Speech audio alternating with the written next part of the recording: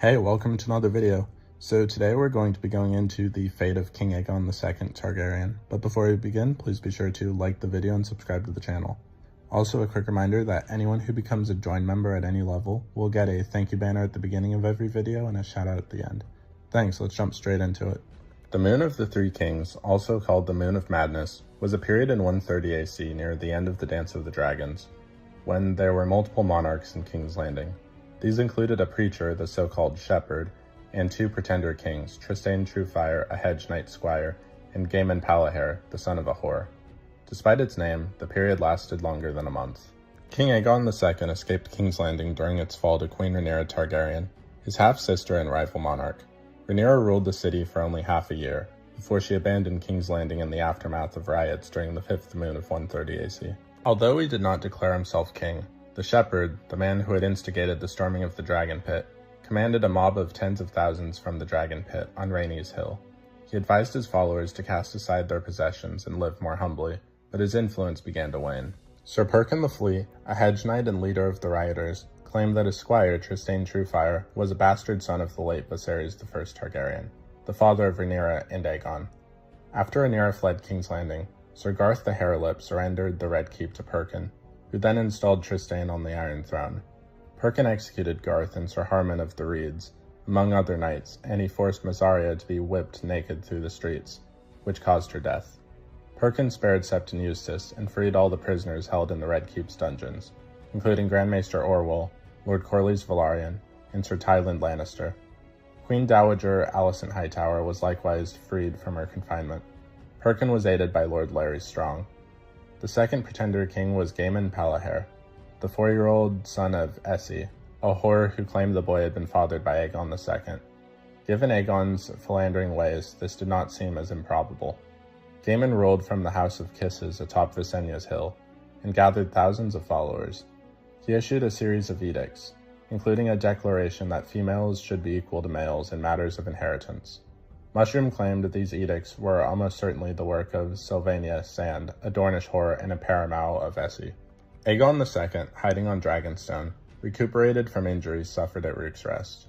With Rhaenyra on the mainland, Aegon's Greens took her castle through the fall of Dragonstone. In the 10th moon of 130 AC, Rhaenyra was killed by Aegon's dragon Sunfire when she returned to Dragonstone. Sunfire succumbed to his own wounds in the 12th moon of that year. After mourning Sunfire, Aegon II readied plans to recover the Iron Throne in chaotic King's Landing. Lord Boros Baratheon led men from the Stormlands to bring order to the capital on the king's behalf. Sir Perkin was imprisoned, and Trystane Truefire was executed once Aegon took the city, though not before he received the boon of knighthood. Essie admitted that Gaemon had been the son of an oarsman from Lys, and was hanged. Gaemor Palahair was arrested, but then accepted into Aegon's household. Aegon had the shepherd's tongue torn out, and then the king had the shepherd and his most devoted followers burned to death. The Battle of the Kingsroad, called the Muddy Mess by those who fought in it, was the last battle of the Dance of the Dragons. It took place between the Greens and the Blacks on the Kingsroad, not far from King's Landing. Despite the death of Queen Rhaenyra Targaryen, there were still those who fought against King Aegon the Elder. Lord Boros Baratheon, who had been reluctant to face the dragons in a war personally, had seized King's Landing during the Moon of the Three Kings, and restored the city to Aegon's rule. He had gathered an army of nearly 6,000 men to Storm's End earlier in the war. Lord Elmo Tully had gathered nearly 6,000 men to Riverrun, including Lord Benjicott Blackwood and his aunt Black Aly, Lady Sabitha Frey, Lord Hugo Vance, Lord Jorah Mallister, Lord Roland Derry, and Lord Humphrey Bracken. Command passed to his son Kermit Tully after Elmo had died during the march. With a host of rivermen marching towards the city, Boros decided to march with his strength against all that remained of Rhaenyra's forces.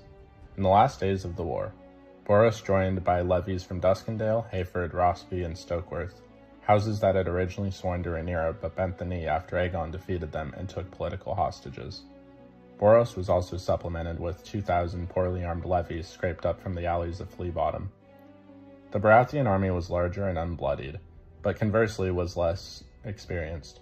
Boros had cynically delayed his forces from taking any meaningful action against Rhaenyra's field armies in the entire war up to that point. The army of Rivermen may have been smaller, but it was more battle-hardened.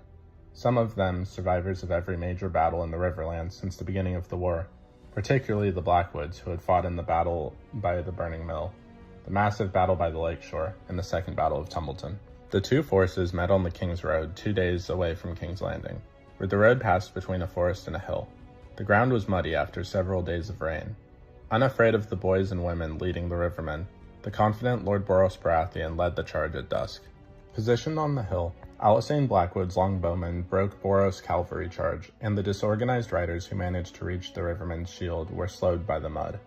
The Baratheon infantry nearly broke through the shields, but they were then attacked in the flank from the forest by Benjacob Blackwood. The soldiers from Hayford, Rossby, and Stokeworth refused to join the fight, and the rabble from Flea Bottom fled the field. The knights from Duskendale switched sides outright by attacking the Stormlanders in the rear. Although he was able to kill numerous men during the battle, including Lords Roslin, Derry, and Jorah Mallister, Boros had been wounded several times before he faced Lord Cormant Tully, the Lord of Riverend killed in the Lord of Storm's End with his Morning Star after Boros refused to surrender.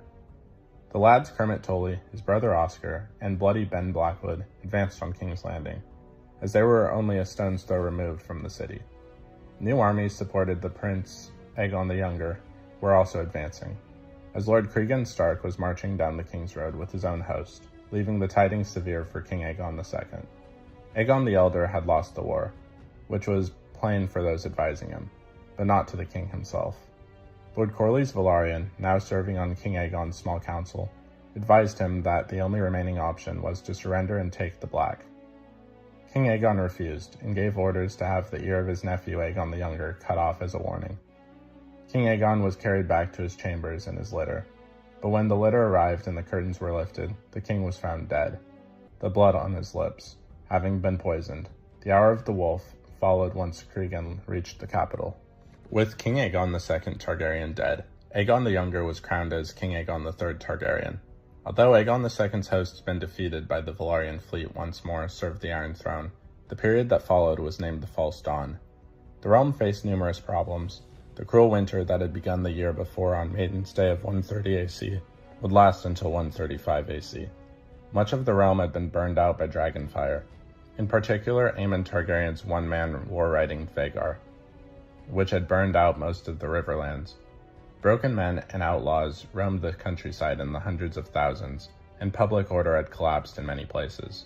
The Ironborn, now under the command of Dalton Greyjoy, who had anomalously died with the Blacks as a pretext to attack wealthy Green kingdoms, now refused to acknowledge the boy King Aegon III's commands to stop raiding. Lord Cregan Stark and his northern army of childless, homeless, and younger men had marched to King's Landing with hopes of adventure. The sudden death of King Aegon II had robbed them of that chance, leaving Cregan furious. He had wanted to punish Storm's End, Castle Rock, and Old Town for having supported King Aegon over Rhaenyra, but upon his arrival, Lord Corlys Velaryon had already sent out ravens suing for peace. So what did you guys think of the fate of King Aegon? Please let me know in the comments down below. If you haven't already, please be sure to like the video, subscribe to the channel, join the Sith Citadel Discord, link is in the description, and consider becoming a join member. Anyone who does will get a thank you banner at the beginning of every video and a shout out at the end. Thanks, and I'll see you in the next video.